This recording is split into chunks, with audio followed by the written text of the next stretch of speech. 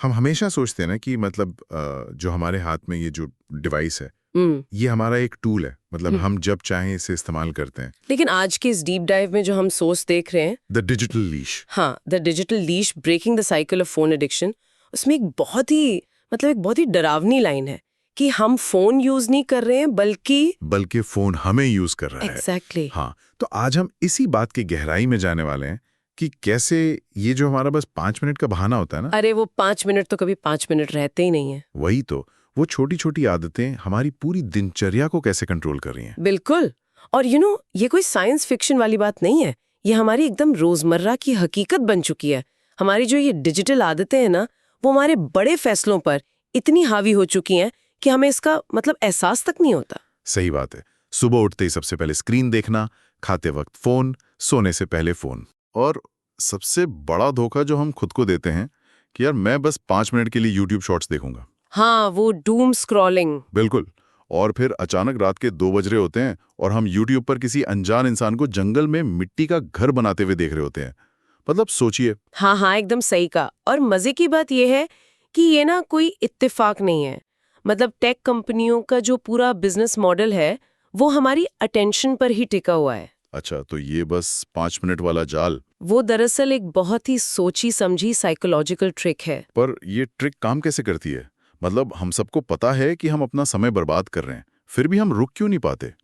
वो चिप्स के पैकेट की तरह है ना कि एक खाया फिर दूसरा और बस पैकेट खत्म। तो क्या सच में हमारी इच्छा शक्ति इतनी कमजोर है या फिर इन शॉर्ट्स को बनाया ही इतना एडिक्टिव किया गया है? देखिए, इसे ऐसे समझिए, YouTube शॉर्ट्स या रील्स का जो एल्गोरिदम है ना, वो एक स्लॉट मशीन की तरह काम करता है। इसे साइकोलॉजी में वेरिएबल रिवॉर्ड सिस्टम कहते हैं। अच्छा, वेरिएबल रिवॉर्ड सिस्टम। हाँ, मतलब जब हम स्क्रॉल करते हैं तो हमें नहीं पता होता कि अगला वीडियो मजेदार होगा या बोरिंग होगा या कुछ एकदम चौंकाने वाला होगा।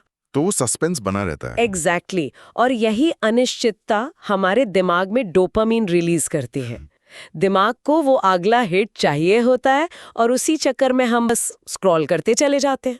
ओह, तो ये सिर्फ टाइम पास नहीं है, ये एक पूरा केमिकल लूप है।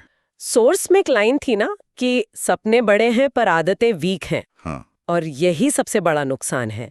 जब हम उस शॉर्ट्स की दुनिया में खो जाते हैं तो हम सिर्फ अपना समय नहीं गंवाते, हम अपनी वो मेंटल एनर्जी खत्म कर देते हैं जो हमें उन बड़े सपनों को पूरा करने के लिए चाहिए। हम बिना कुछ असली काम किए ही थका हुआ महसूस करते हैं। बिल्कुल। ये तो सच में डराने वाली बात है। लेकिन अगर हम सोर्स में दिए गए समाधान की बात करें तो 3 सीधे कदम बताए गए कि फोन दूर रखो, टाइमर लगाओ और फोकस बिल्ड करो। सुनने में तो बहुत आसान लगता है। वही तो मैं सोच रहा था। मेरा यहाँ एक पुशबैक है। फोन दूर रखो कहना बहुत आसान है, पर जब किसी को इस डोपामाइन लूप की इतनी गहरी लत लग चुकी हो, हाँ, मैं समझ रही हूँ। तो क्या असल जिंदगी में सिर्फ एक टाइमर लगा देना काफी है? मतलब ये तो ऐसा है जैसे किसी उदास इंसान को कहो कि यार उदास मत हो, खुश रहो। बिल्कुल सही एनालॉजी दी आपने। और इसीलिए शुरुआती दौर में ये बहुत मुश्किल लगता है। जब हम अचानक फोन दूर रखते हैं तो दिमाग में एक तरह का विड्रॉल होता है। विड्रॉल? जैसे किसी नशे की लत छूटने पर होता है। एग्जैक्टली। एक अजीब सी छटपटाहट होती है। लेकिन फोन दूर रखना या टाइमर लगाना सिर्फ स्क्रीन टाइम कम करने का कोई छोटा हैक नहीं है। तो फिर ये क्या है? इसके पीछे का असली मकसद है अपनी आजादी वापस छीनना, अपनी जिंदगी का कंट्रोल वापस लेना। आजादी? मतलब हम अपनी ही डिवाइस से अपनी आजादी मांग रहे हैं? एक तरह से हाँ। अगर हम इसे व्यापक नजरिए से देखें तो आज हमारे दिन भर पे फैसले हम खुद नहीं ले रहे हैं। सही बात है। कोई एल्गोरिदम तय कर रहा है। बिल्कुल।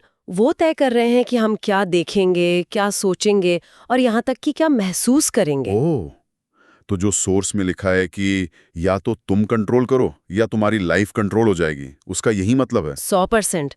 टाइमर लगाना या फोन को दूसरे कमरे में रखना दरअसल खुद को उस एल्गोरिदम की गुलामी से आजाद कराने की एक जंग है। ये पॉइंट बहुत गहरा है। मतलब बात सिर्फ प्रोडक्टिविटी की नहीं है, बात इस चीज की है कि हमारी जिंदगी का स्टीयरिंग व्हील किसके हाथ में है। सही कहा। और जब हम फोकस बनाने की बात करते हैं तो वो रातों रात नहीं आता। फोन दूर रखने के बाद जो खाली समय मिलता है ना, वो शुरुआत में बहुत चुभता है, एकदम सन्नाटा सा लगता है। हाँ, हमें भयंकर बोरियत महसूस होती है। लेकिन उसी बोरियत को बर्दाश्त करना अपना फोकस वापस पाने का पहला कदम है। हर खाली पल को हमने किसी न किसी स्क्रीन से भर दिया है। तो आज के इस डीप डाइव को समेटते हुए यहाँ एक सवाल सोचने लायक है। जरूर। अगर हम इस साइकिल को तोड़ दें, अगर हमारी सुबह की शुरुआत और रात का अंत उस चमकदार स्क्रीन से ना हो, तो जो वो खाली पल बचेंगे उनमें क्या होगा? ये वाकई सोचने वाली बात है। क्या इंसान सच में सिर्फ एंटरटेनमेंट ढूंढ रहा है, या फिर हम उस खालीपन में अपने खुद के असली विचारों का सामना करने से डरते हैं? शायद इसीलिए हम बार बार उस स्क्रीन के पीछे छुप जाते हैं। बिल्कुल।